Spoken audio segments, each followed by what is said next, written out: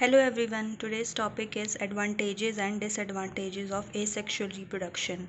So in the advantages, first point is it is uniparental. Okay, as we know that कि उसके अंदर हमको सिर्फ एक ही पेरेंट की ज़रूरत होती है. There is no requirement of the two parents, the gametes from the two parents. Okay, तो एक पेरेंट भी होगा तो भी asexual reproduction will be completed. Okay, and the second point is in the asexual reproduction is it is a rapid mode of reproduction.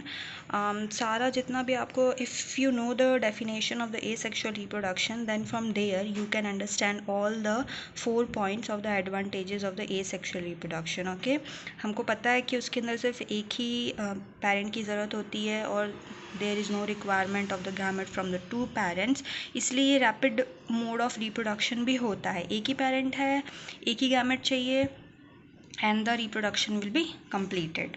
Okay, the third point is the young ones are exact replicas of their parent.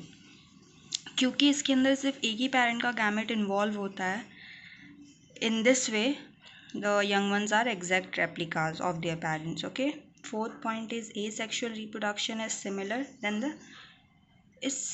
than the sexual reproduction. Same वही आप अगर इसके जो definition है उसके through जाओगे तो आपको पता चलेगा कि सेक्सुअल रिप्रोडक्शन में there is a requirement of the two gametes from the parents. Two gametes two parents से ज़रूरत होती है. ये सेक्सुअल में सिर्फ एक ही गैमेट ज़रूरत होता है, एक ही पेरेंट से. तो ये सिंपल प्रोसेस होता है as compare to the sexual reproduction. Now come to the disadvantages of the asexual reproduction.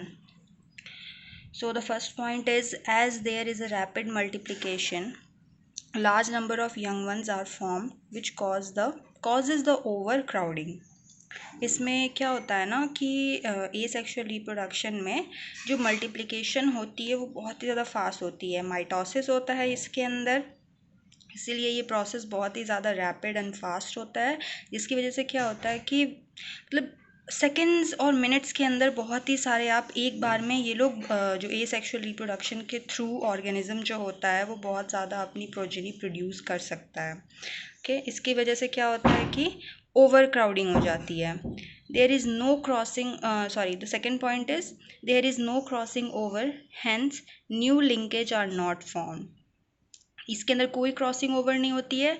इसका क्या मतलब है कि दो गैमेट्स के बीच में क्रॉसिंग ओवर नहीं होती है. Okay, there is no crossing over between the two gametes, इसीलिए क्या होता है there is no linkage are form.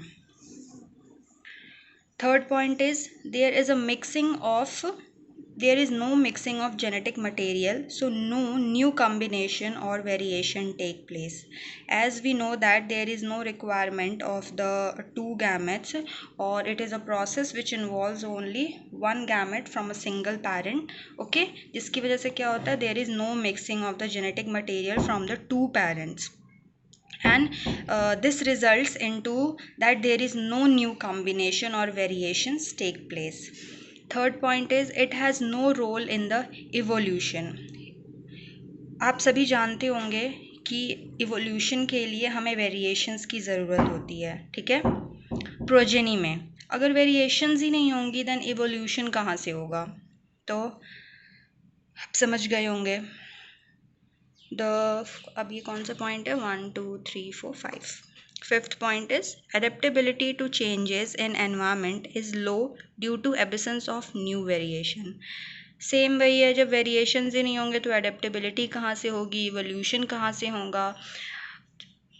ठीक है, एडेप्टेबिलिटी कैसे आती है जब वेरिएशंस होते हैं प्रोजेनी में और ऑफस्प्रिंग में, और वेरिएशंस कब आते हैं जब टू पेरेंट्स का गैमेट इन्वॉल्व होता है. बट asexual reproduction में there is no involvement of the two gametes from the two different parents. Okay, इसी वजह से इसके अंदर जो वेरिएशन, इवोल्यूशन, एडेप्टेबिलिटी नहीं होती है. So this was all about the advantages and the disadvantages of the asexual reproduction.